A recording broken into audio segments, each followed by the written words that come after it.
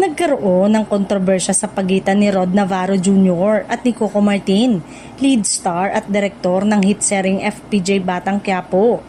Ayon sa ilang ulat, inakusahan ni Rod si Coco ng paninira at pagpapahiya sa kanya sa set, na agad nag-viral sa social media. Tinawag ni Coco si Rod na sinungaling, subalit wala pang opisyal na pahayag na direkta mula sa aktor tungkol sa paratang. Ayon sa post ni Rod, sinungaling umano ang mga naging pahayag ni Coco sa taong tinukoy nito sa isang interview. Mabilis itong lumaki nang lumabas sa publiko ang issue.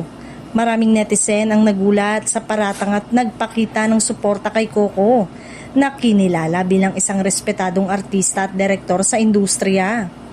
Hindi nag-atubiling ipagtanggol ni Coco ang kanyang integridad sa pamamagitan ng kanyang mga kasama sa trabaho. Ang mga kasamahan niya sa set, mga artista at staff, ay agad na nagbigay ng pahayag na nagpapakita ng tiwala at respeto kay Coco. Ayon sa ilang crew members, matibay ang samahan sa likod ng kamera at handa silang protektahan ang reputasyon ng kanilang lead star. Sa kabila ng kontrobersya, nagpapatuloy ang production ng Batang Quiapo ng walang aberya.